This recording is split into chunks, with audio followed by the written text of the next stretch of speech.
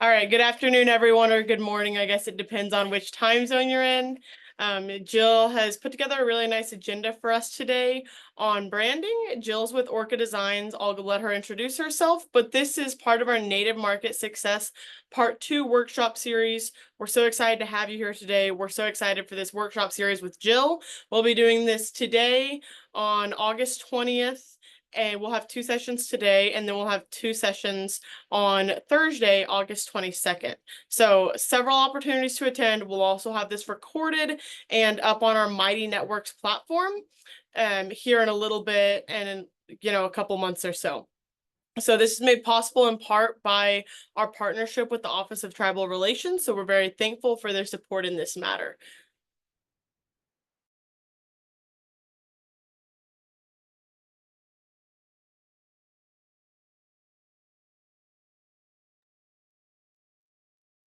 Nawa, everyone.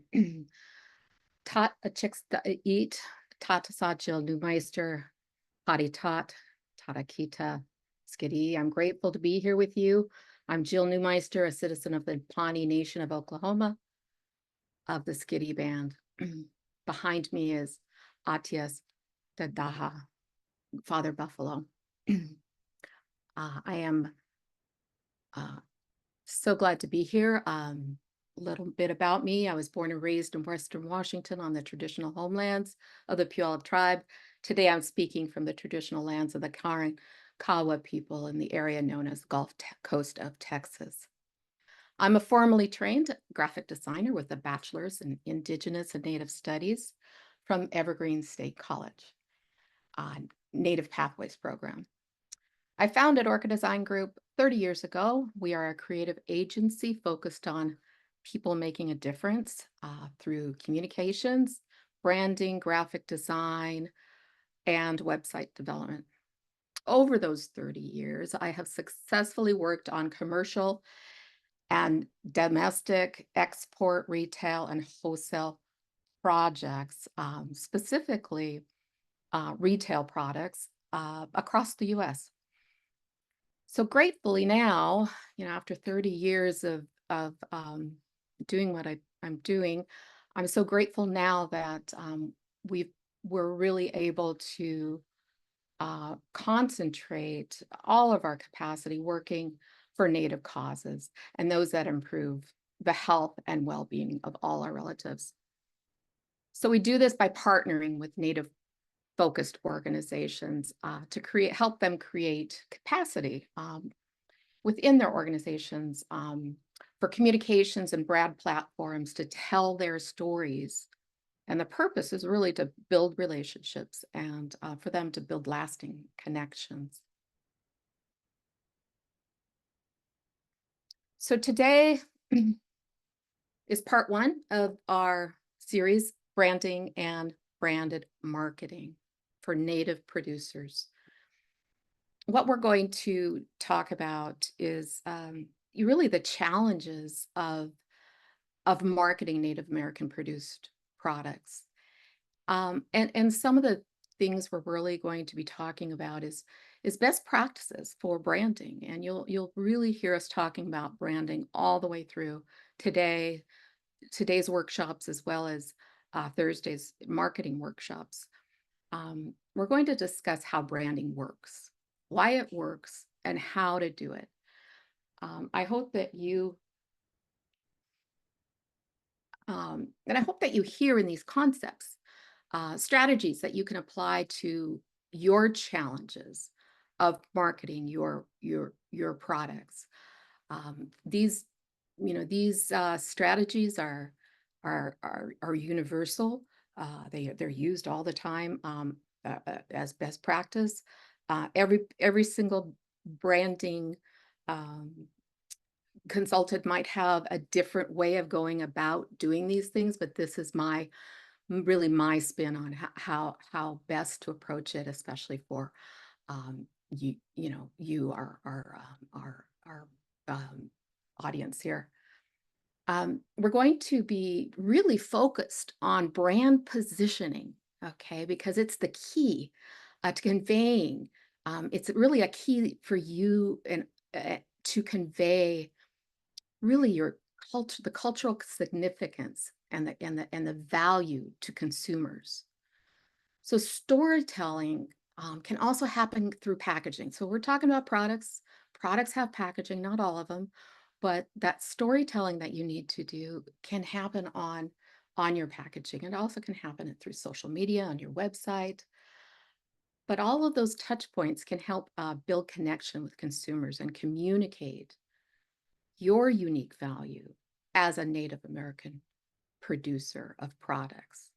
And that's where I want, I'm hoping what we'll be doing is really focused on those strategies, not necessarily um, naming and talking about cultural values because we know each one of you have your own values and each one of you have your own way of looking at the world, and those are for you to interpret into what you do and into what your products and uh, your and the value that those products have and how they represent your values.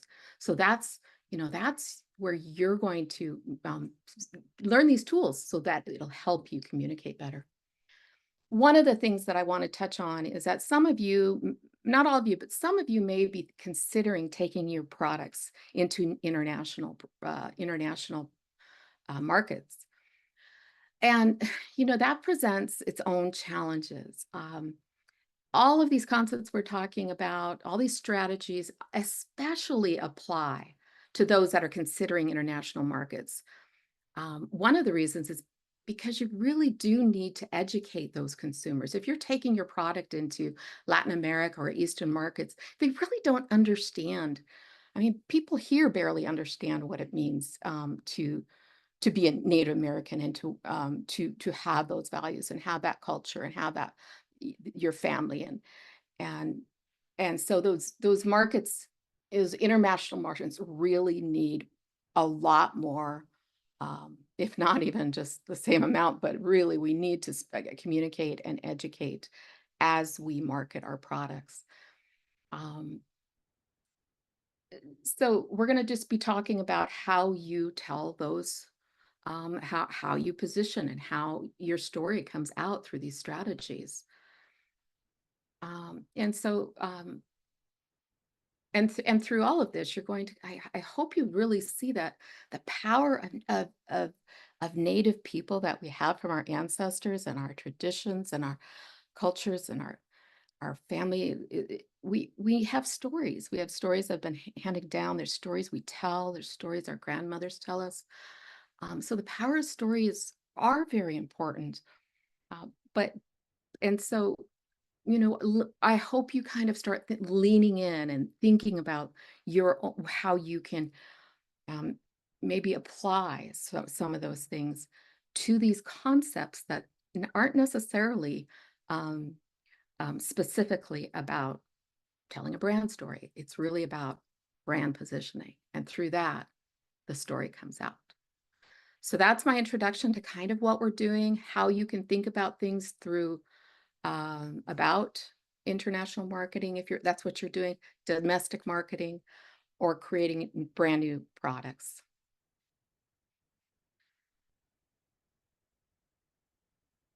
So today is branding part one in the morning. In the afternoon, we'll have branding part two. So today we will be discussing these things.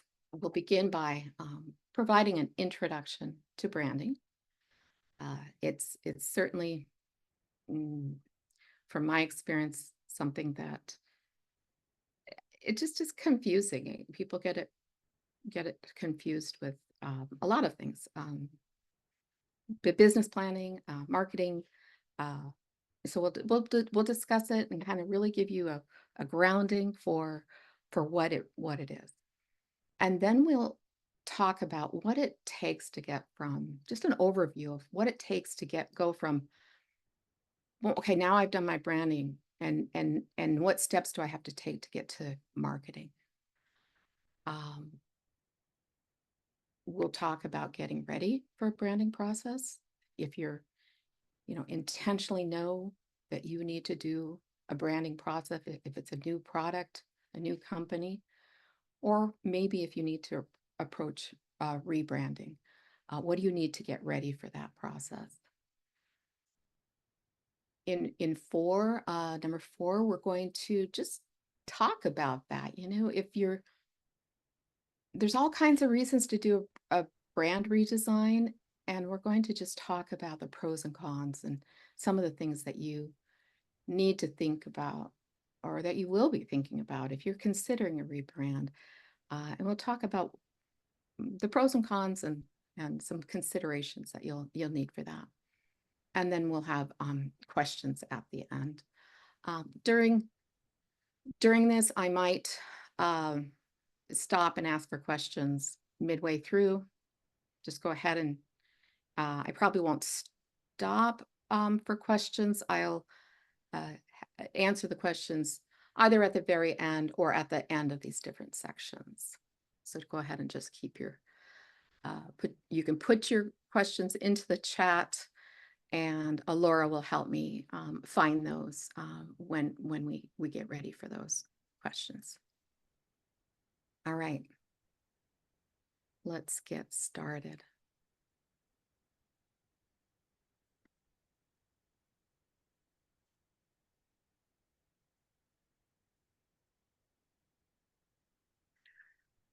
All right, so, oops.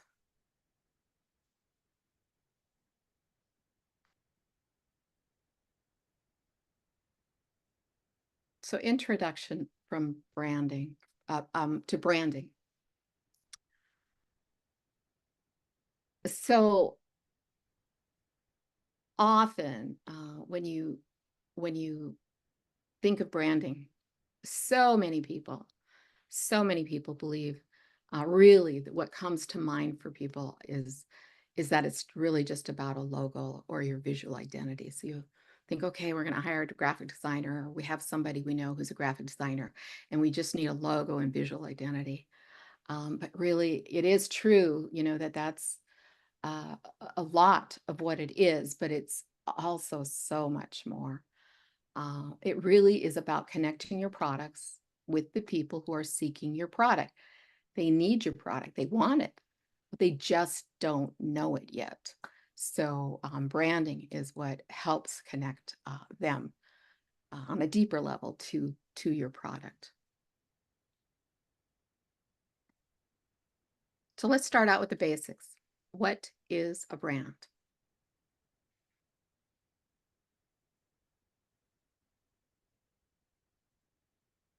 Consider this. With or without any part on your effort, you have a brand.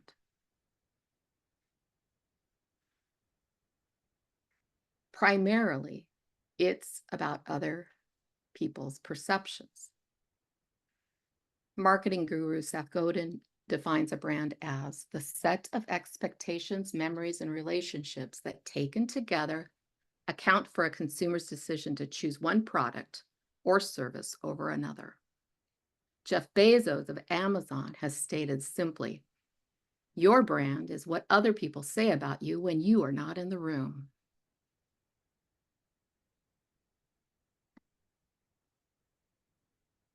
So your brand is a perception of what you do, who you are, how you act and speak about yourself and others, and how others feel about you. A brand takes time to build because it's defined by what others think about you, like impressions, but whether positive or negative. It just it takes time to form. And brands constantly evolve.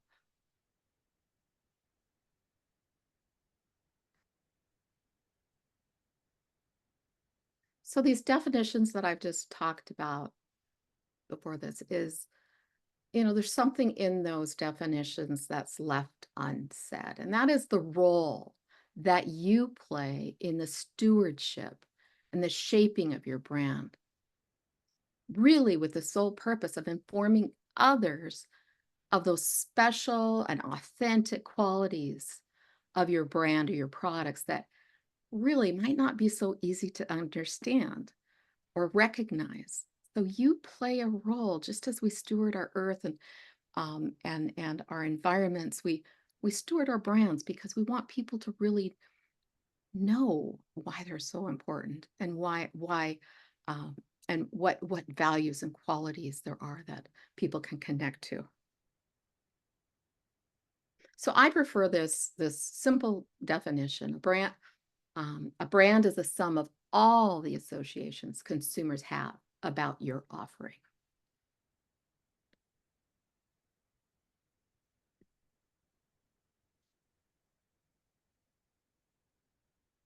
So here's your brand.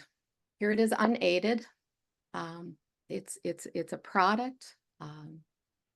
You brand it. You might add, you know, it might have qualities that you need to describe. It might need, you add color to it. You add personality to it.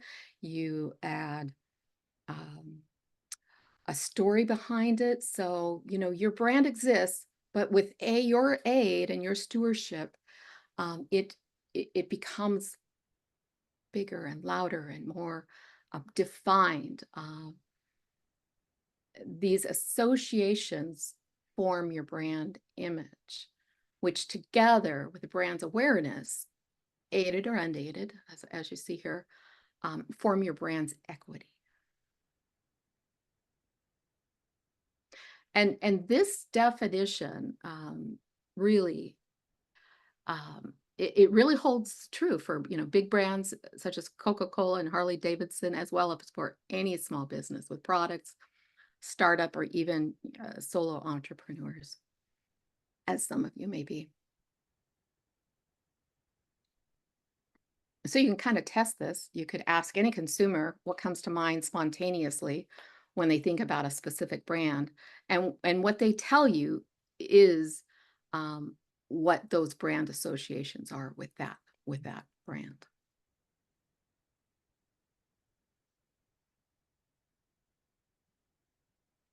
So to sum it up with this little graphic, uh, your brand is is really what's held in people's mind, but you have a brand promises, and there's things that you say about your brand, present about your brand, put it out there for people to see and experience. And then it's the audience experience. And somewhere in that middle is really what your brand is. Um, so to sum it, the combination of what they know about your brand from you or others, and what they experience from your brand. And yes, a brand takes time to build. It really does, because it's defined what others think about you, and those impressions, positive or negative, they take time to form. So that's what a brand is. What we're talking about is, oh, one more thing. When we talk about brand, as I'm using that term throughout this presentation, keep in mind that when I say brand, it's also synonymous with either your company or your products. So those things are kind of synonymous in this presentation. And it could be products, your products could be products, it could be services. Uh, but when I say brand, I'm really talking about the whole package.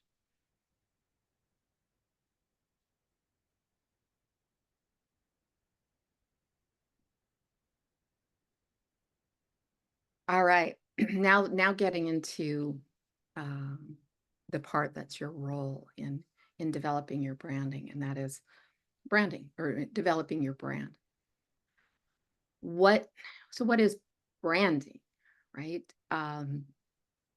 It's about branding is your stewardship of your brand. It's your impression to others, your aided input to ensure your authentic brand story doesn't get lost.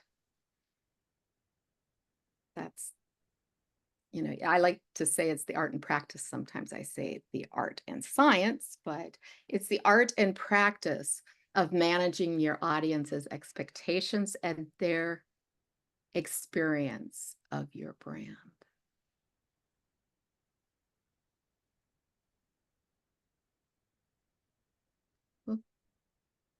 I jumped ahead. Sorry.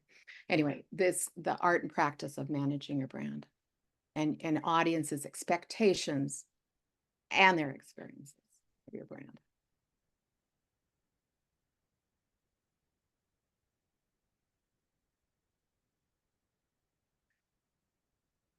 So to sum it up, it really is what you do, all of this work, all of the strategy, all of the planning, all of the work that you do to prepare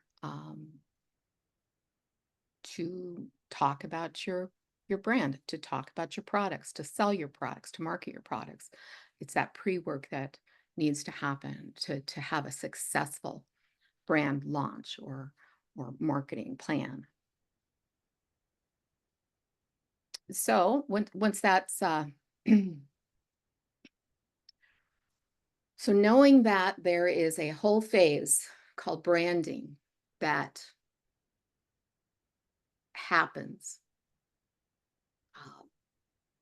basically from happens first, and then I like to say branding happens first and marketing happens second. What we're going to do is cover. I'm going to explain kind of the overview, the steps, how you go to branding to marketing. It's going to be just a quick overview so you kind of understand a little bit more that we're going to break down in later sessions. But first, before we get into those 6 steps, I always like to just clear something up at this point. And that is what is the difference between branding and marketing? Again, this is really tough. I mean, if you haven't done some of these foundational processes and you're just thrown into marketing something, you know, you're having to brand on the fly, or you're trying to, there's differences between what marketing and branding is. And so I have this fun little exercise that I am going to walk you through.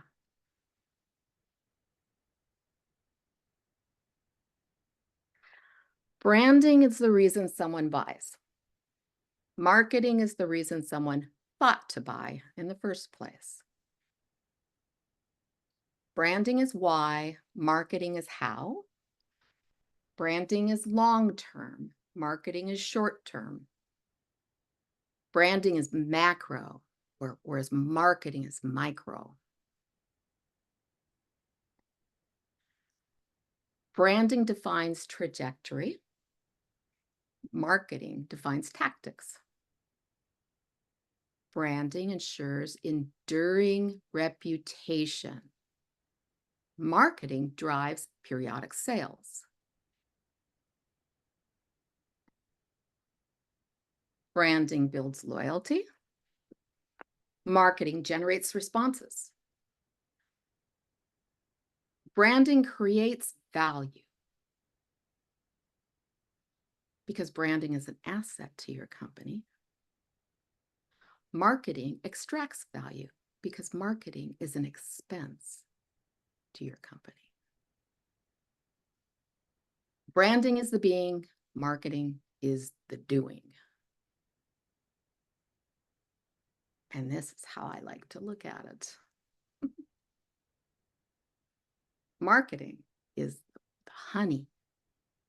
It attracts people. All right. Whereas branding, branding is peanut butter. It nourishes, it sticks with you. It has, heft. It gives you energy, lasting performance, lasting connections, deeper connections. But really, they're both need each other. So they're really better together. With strong branding, every single marketing effort is so much more effective. It just sticks. It really makes every single marketing effort that you do, if you have strong branding and you understand the role it plays throughout your marketing, it actually is much more cost effective because all of your marketing efforts, every single one of them will have more stick to them, more people will, they will resonate on a deeper level with people, and they begin to really remember your brand, stick with your brand, become your brand ambassadors.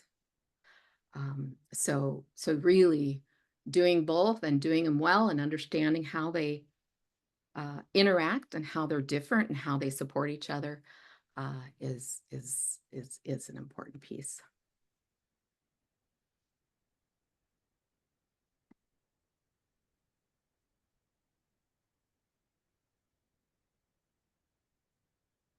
All right.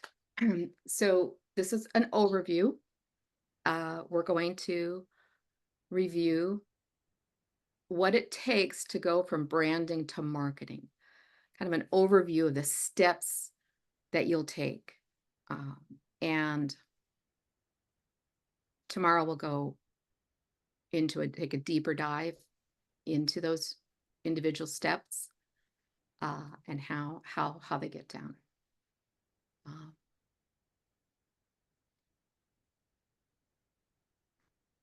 So the first step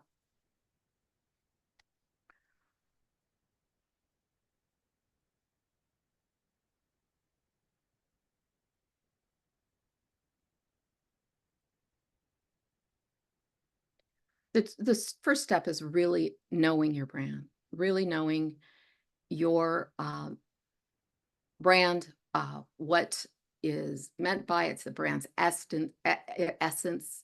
People call it brand essence. Some people call it brand DNA. It's really why you exist. It's your purpose, it's your vision, mission, values. It's the internal guiding principles that shape the very core of who you are as a brand and where you're headed. And it's just very important to know this about yourself as a brand at the very beginning of the branding process.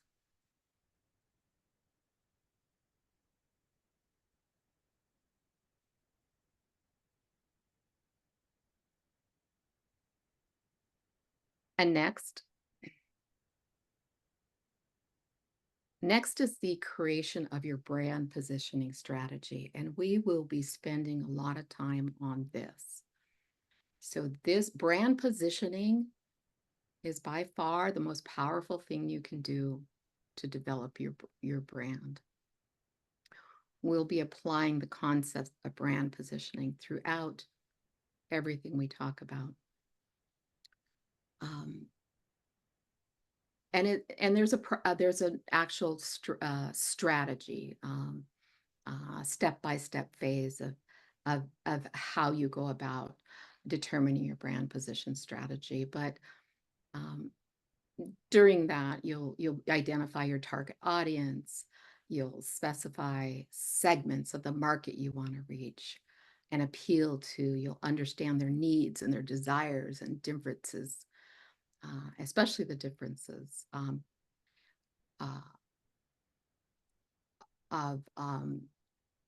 well, no, what you'll do is I also identify your competition, right? And you'll kind of figure out how you stack up against the competition and how you differ, right? So you'll be really looking at how will you as a brand differentiate your unique value against your competitors. And then the strategy is really the brand positioning is how you leverage what you know about, from the research that you do and the opportunity that lies in your category. And you'll think about different types of approaches to a brand position strategy. But essentially what you'll want to find is that unique value that you are offering that sets you apart. And yes, it's often called finding your competitive edge. So that's the real strategy that drives everything else I'm going to show you. But that happens in the very beginning of any brand process.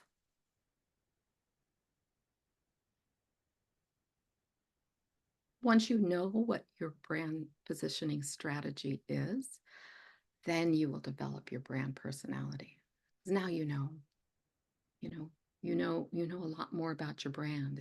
It's becoming real, and it's becoming, something almost tangible that it's your product, it's your brand, it's what you do, and you're able to talk about it better. So now you're determining what is your brand personality? What type of tone do you use, and what do we say about the brand? And it's really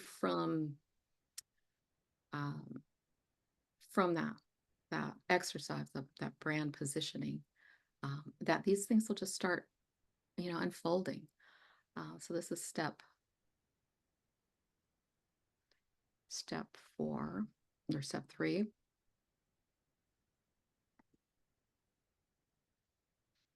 Moving on to step 4. It's not until you understand the personality, kind of that core personality, and you've written some statements about your identity,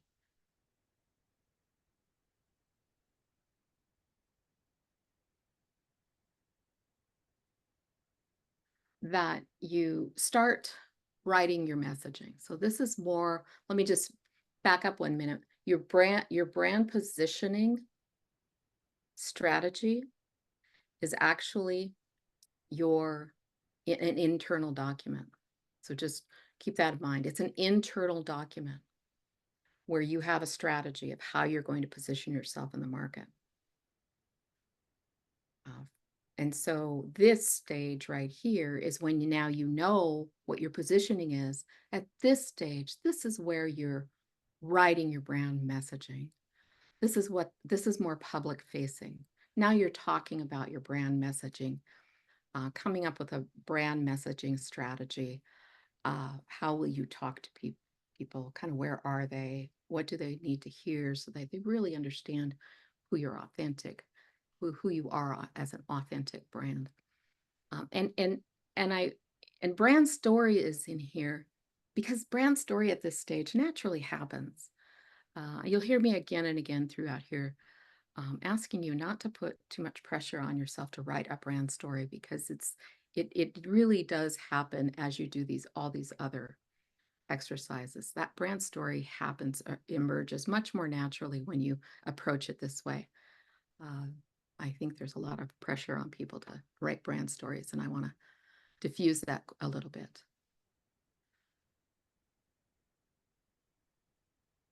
And finally, well, and now we go to we're at step 5. All right. So what's interesting that you might see is that this is at the end, that this stage is really at the end of this whole process. Your brand name, your tagline, your visual identity. I imagine that's kind of surprised a few people. I have been in projects that unfold just in this manner, where the brand name, now that we know what the product is, we know what those core values are, what the mission and vision, and we know that there's a market for the product, but now it needs to stand apart. So sometimes, we as an agency, we are hired to come up with naming ideas, tagline ideas, and then that rolls into the visual identity, the logo, of course, and the way that brand is portrayed throughout the branding materials. But it really, it's the cart before the horse when you name your brand and come up with a logo way before all these other things are in place. So Janice, you asked, does your brand represent your core values? Yes, it does, but it has to be it depends on your brand positioning. So you're going to see that as we work through, I'm going to be showing you some examples of brand positioning. And if your if you are choosing a brand positioning strategy that is about um, showing your values and connecting your values to your customers and connecting your values to your native culture, connecting your values to all of your products. Yes, yeah, I imagine it would be. Okay, so it really does depend. It just depends on how you're going to use them. Most likely, yeah, absolutely, that's going to be the case.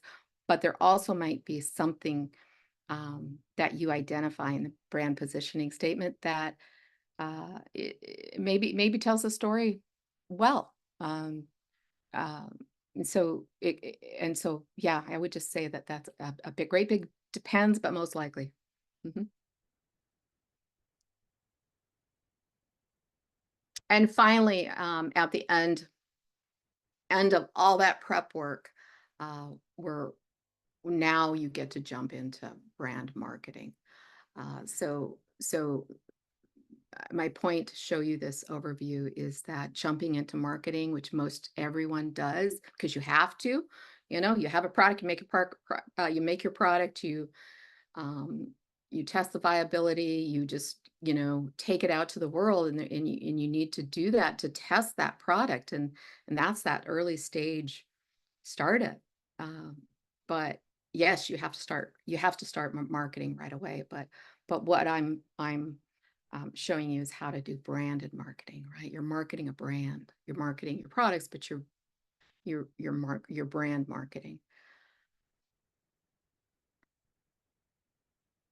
And these, just to sum it up, uh, first, you know who you are as a brand. Second, you you think about who you are as a brand, and you develop a brand positioning strategy. Then you think about, well, what's our personality? Who are we? What's the tone? What do we say about ourselves? And then you take that into a messaging strategy and a brand strategy, and then and you don't have to figure out every single last little thing on these, but you know what those things are, and then that's when we come up with name, tagline, and visual identity, and then you jump into the marketing, and that's a very successful. That's a really good strategic, methodical um, way to come out with a brand that you really know how to talk about, and you know how to present, and you know that it'll should resonate with your audience because you've done the research. All right. Um, Questions. Some of them, you might have questions. I might defer that we might just really go into depth in some of the later ones. But is there any questions about what I presented here today? Really defining what branding is, how it's different from marketing.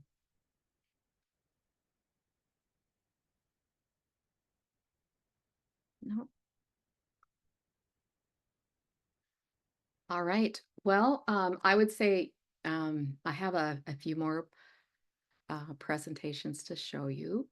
Um, and I guess um, by the end of those presentations, if you have any questions, we'll kind of stop for a bigger question and answer uh, at the end, but let me just keep going.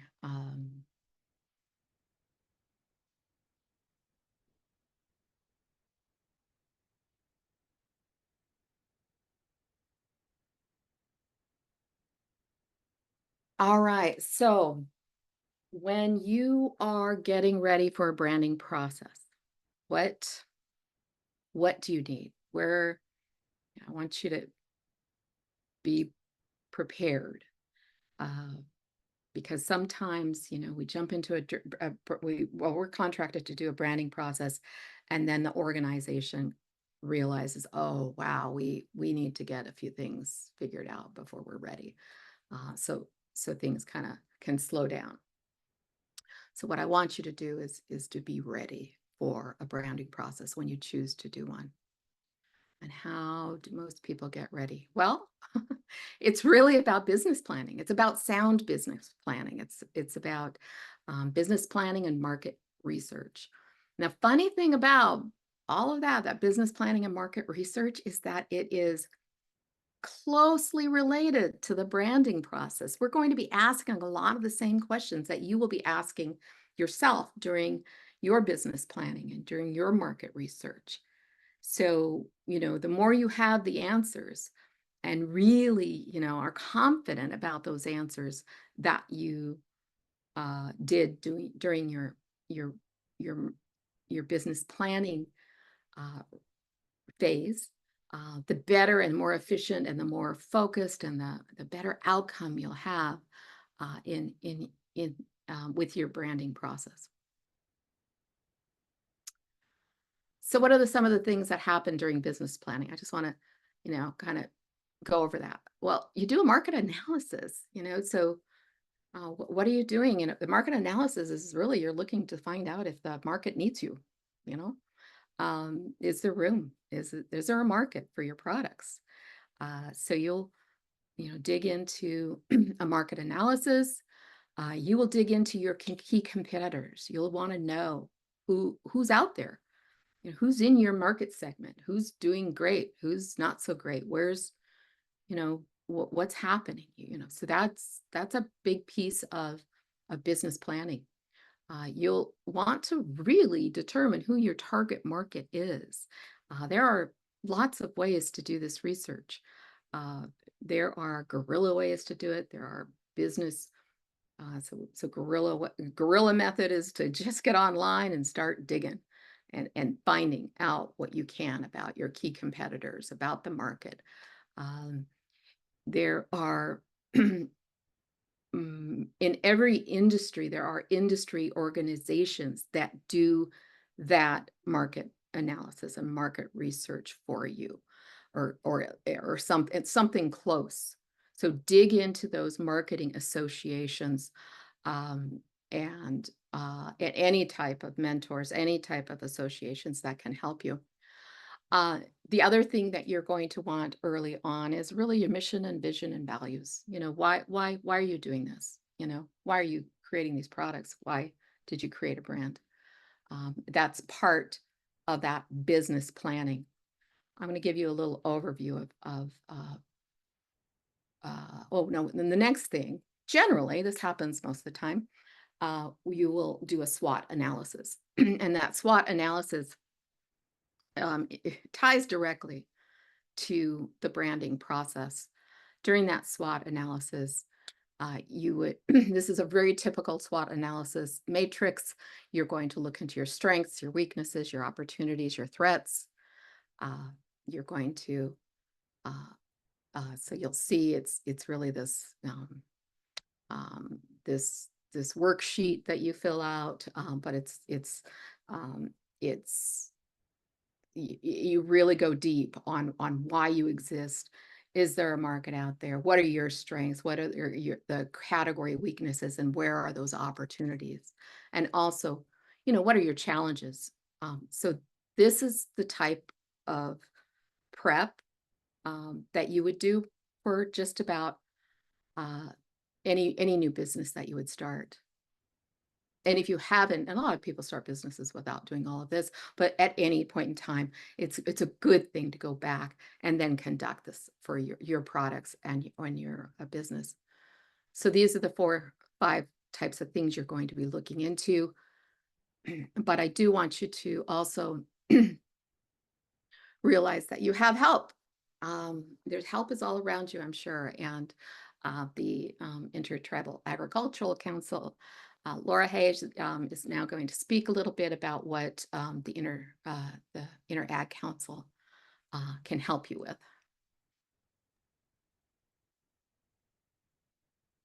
Yeah, absolutely.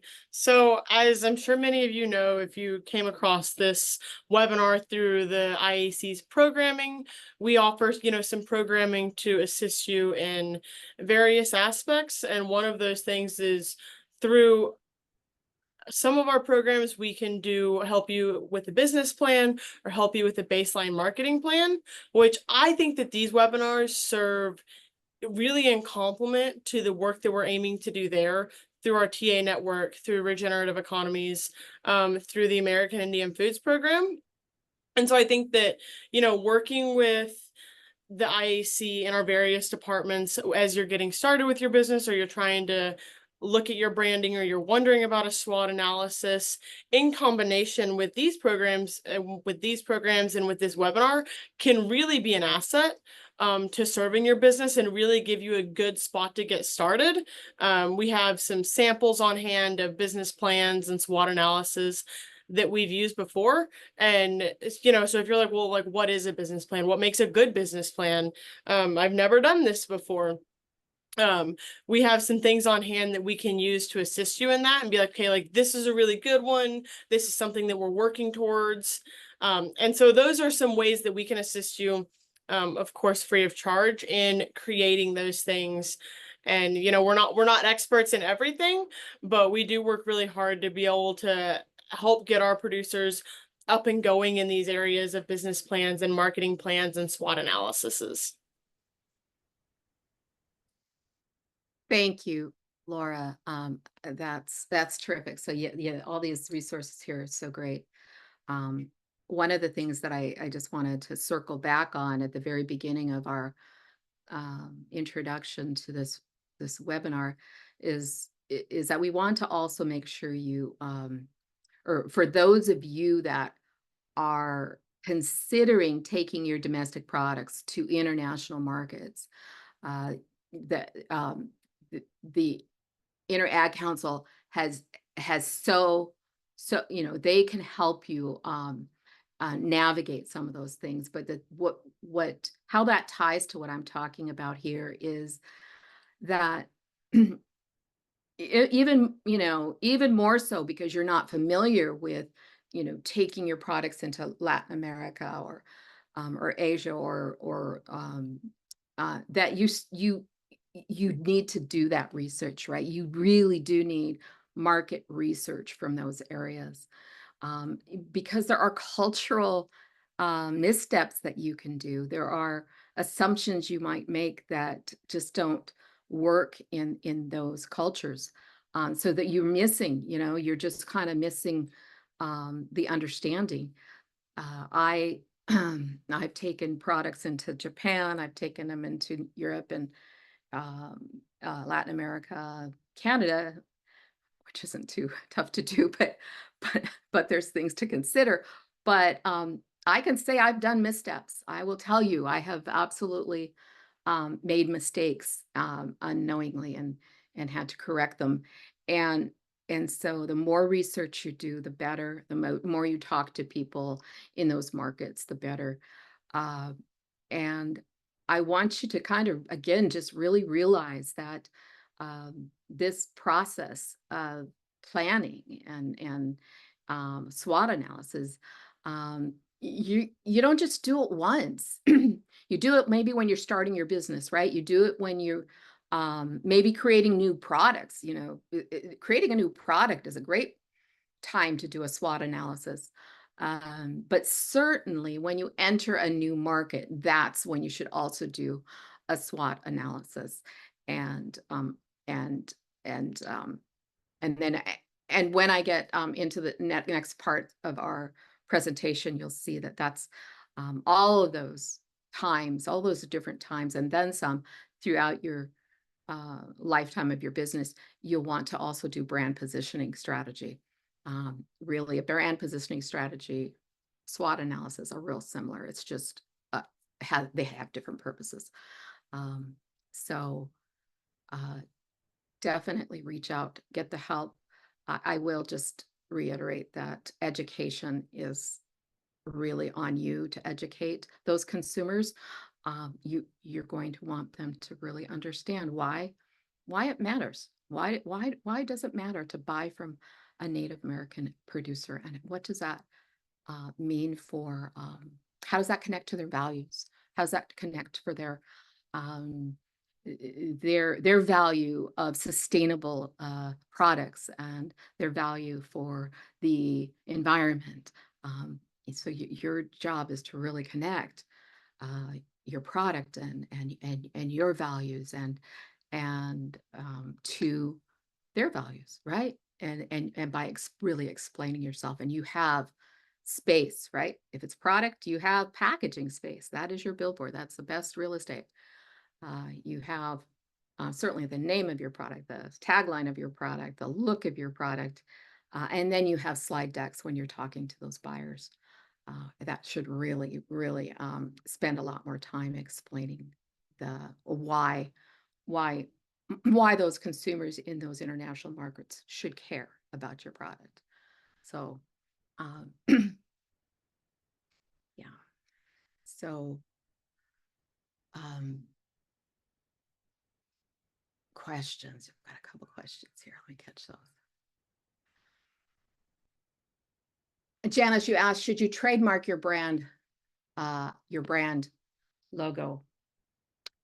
Yeah, yes, yes, you should. I do think it's a really good idea. It does take time. Uh, it's you definitely go through the U.S. patent offices and do it there.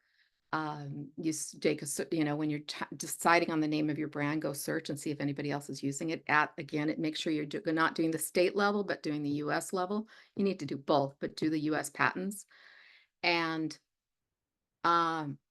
nobody's using your brand. You're thinking about doing it. Go ahead and just get something started on for free there. Once you get something started, you can add a TM to that brand mark right away once you start the process. So yes, people do it all the time. I think it's a great idea. Reasons you shouldn't, I would say, your brand name, your brand logo is going to be registered as a brand mark. Your brand name is a brand name. Those are two different things. I would just be careful on your tagline. It's really hard to do that.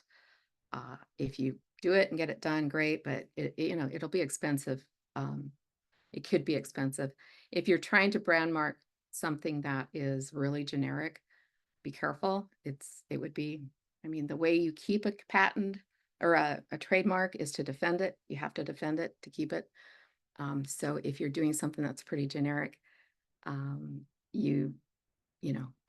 yeah, trademark's a great idea.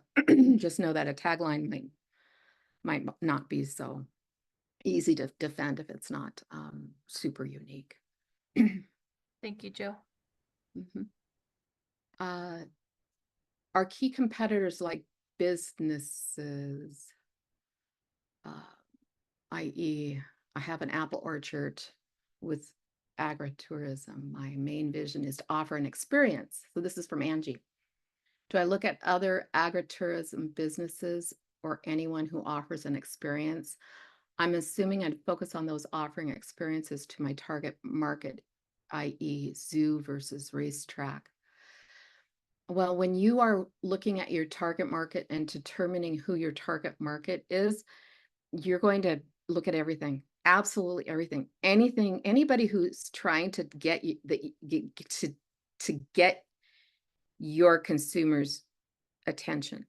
So, the airline industry, I mean, really, that's the top, or any kind of tourism industry, local tourism industry, all those things are trying to get the attention of all of your consumers. So, I think, yeah, you're trying to get into a niche called agritourism. Within that niche, I think that's a great niche, by the way, really good niche. If you get into that, then you have to see who's doing a good job and do a better job, or find, that's what we're going to be talking about at positioning, how you position yourself in there. So, and you're asking if you have to just look at the agritourism or anyone that offers an experience.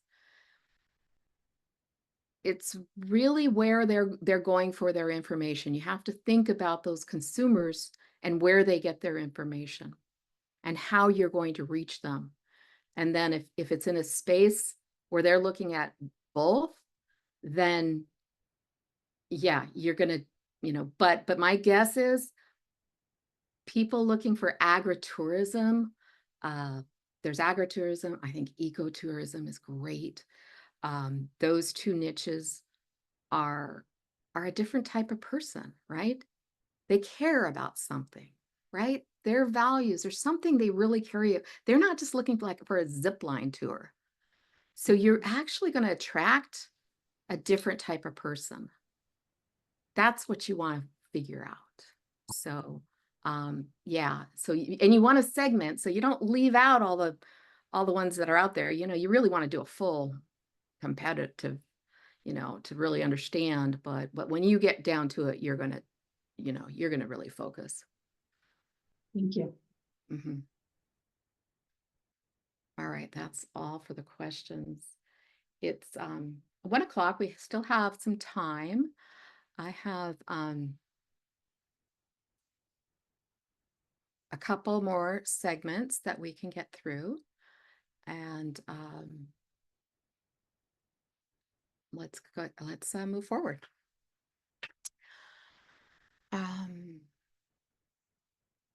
All right. I'd like to touch here on brand redesigns and why and when. Every single business out there definitely comes to a point where they have to consider a brand redesign. And this is small brands, large brands, medium brands. They all face this decision and this consideration throughout the life of their brand. So, and it's because brands evolve, they grow. It, um, and you might be looking to expand, or you might be looking to add new products to your or a new segment to your company. And then you have to decide, okay, do we rebrand, or how does that ecosystem of our brand work? There's times where you have a brand name, but you might have sub brands. There's all kinds of approaches, but that rebranding conversation comes up quite a bit. And another really, really, important time to brand would be, or to rebrand is if you're if you're going to be breaking into international markets. That is a really good time to rebrand, and maybe you have a brand for domestic markets and you have a separate brand for your international markets. That's a legitimate strategy. So let's Tyler, you ask, can you overbrand your product? Well, it depends on what you're thinking about, like overbranding your product. Uh, I think there's a real question, especially, it's just, we want to be authentic, right? The goal is to be authentic no matter what. I'm going to show you lots of different strategies, but each one is meant for you to choose from a list of 26 different strategies. Choose the one that feels the most authentic to you. So can you overbrand? I suppose you can. I call it cowbell. More cowbell, right? If you're putting your logo on everything and that's all you're doing is putting your logo on everything and your tagline on everything and everything, then it's maybe not over branding. It's your logo everywhere on anything. It's too much cowbell. But the uh,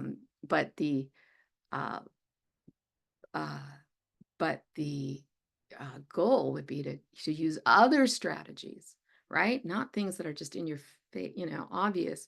There's all these different layers of branding. So no, I mean, you can't overbrand if you're doing it well and you're leaning into your authenticity and your strategies to help people understand who you are. So there's certainly trends out there called anti-brand. There are trends out there called anti-design that just say, well, why do I have to do anything. I'm just going to be me. And you can do that. That's great, but you won't be standing, will you stand out? Will you be memorable? Will people miss some of the obvious things that they should know about you if you're not intentionally doing these branding things? So that's a few thoughts I have on whether you can overbrand.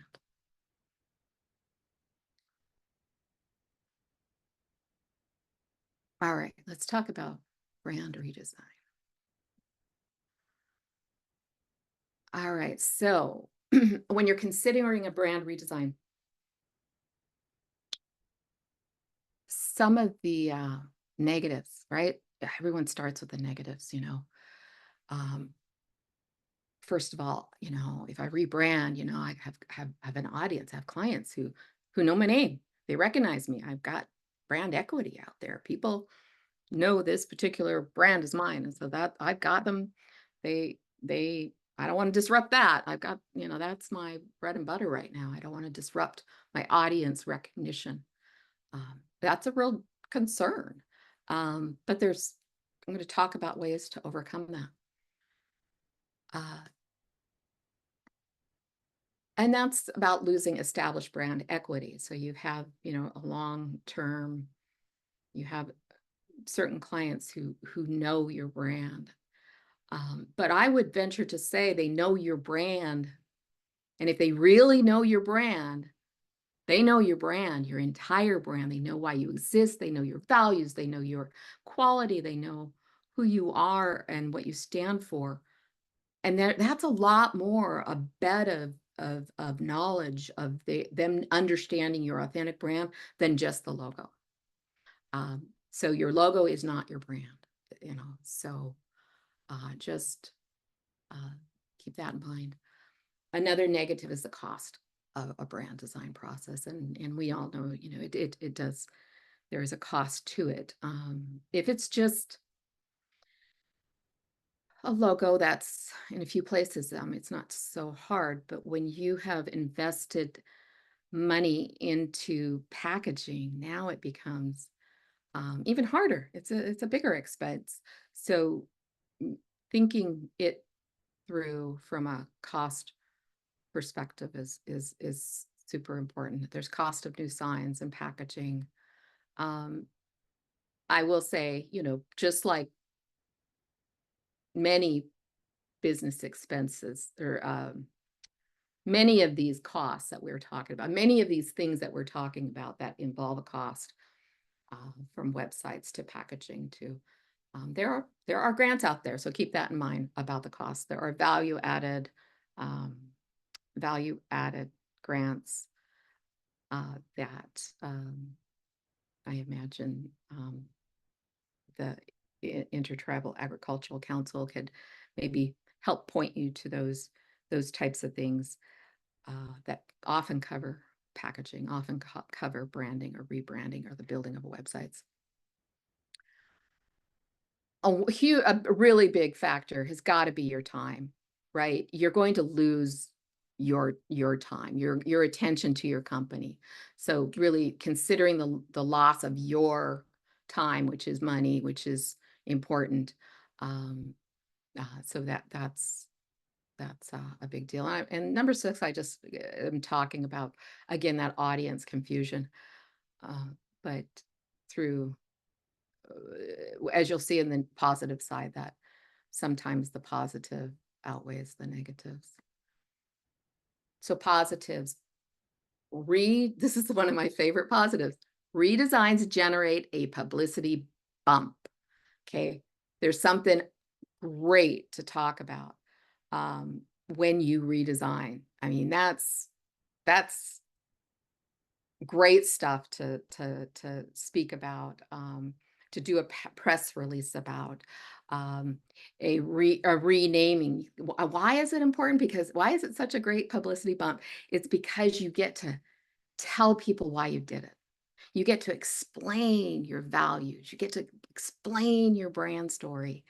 There are so many different layers to how you get to reintroduce people, even your existing customers, to the new brand. And it really, I can't think of one time where it became a negative. And really the publicity bump is the biggest, one of the biggest benefits.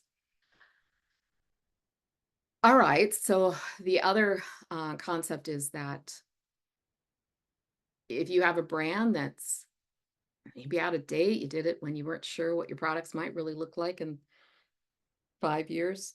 Well, now it's a bit out of alignment. It doesn't quite match what you're in. You know, a lot of you might be in that position. So if it's really aligned, you're going to claim kind of stronger brand equity. More people will get it because it'll connect better. And one thing I touched on kind of in my little explanation of the difference between marketing and branding. I touched on the fact that rebranding and brand design are considered capital investment. You actually place them in a different column for your taxes. All right. It's a capital investment. It's an asset that you sell with your company, with your product. So that's just a very little known thing. So rebranding, anything that has to do with rebranding and branding. So this is a new branding and a rebranding are considered capital investments. They are not a marketing expense, which is marketing. Marketing expense is different. A brand has monetary value. It's an asset that can be sold, like I just said. And really, the most, many of these things really just come together under the concept of a redesign brings alignment to your brand.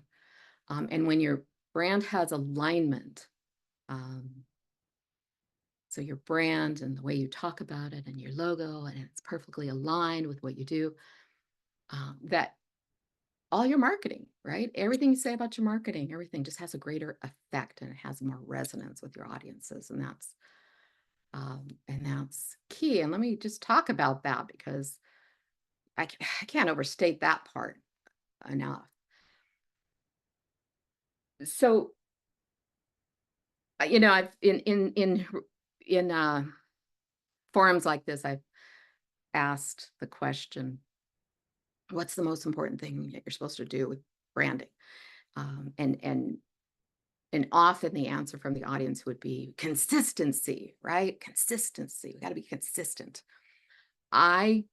Yes, that's what you do when you got it all figured out and everything's together. You have to be consistent, but not at the expense of brand alignment. The most important thing for branding is brand alignment.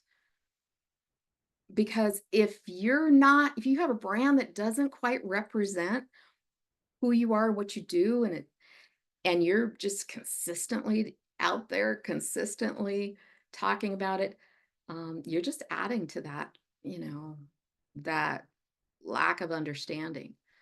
I've seen, small companies and big companies just kind of try to downplay their logo because they know it's not quite right yet. It's not completely aligned. So really brand, alignment is a really good reason to redesign your brand. Let's go back to this, brand alignment or your brand really is what you say about who you are, your brand promise, and then and it's a combination of what audiences really actually experience through your brand. So what is what about misalignment? So misalignment, imagine you do amazing stuff and you do all these different things, but your audience only knows this little bit. Oh, they just do this. But when in reality you do this, just think of the missed opportunity of understanding that's happening as people connect with your brand. it actually, how do I put this? If there's a misalignment and people kind of know you do this, but then your logo kind of looks this way, it actually creates an unconscious unease in their psyche, in their mind. You know, they just kind of know you don't quite got it all together, or you're transitioning and they don't know what that means. And so brand alignment is really an important piece, and it's probably the most uh, uh, biggest reason, I mean, biggest benefit to a redesign.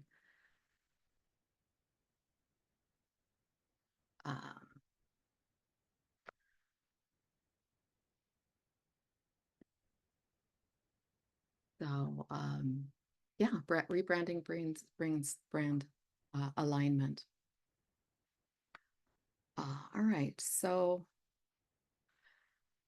there you go. So we've reached the end of our time today, and I would love to get a few more questions. Let me take a look. How do you ensure brand alignment?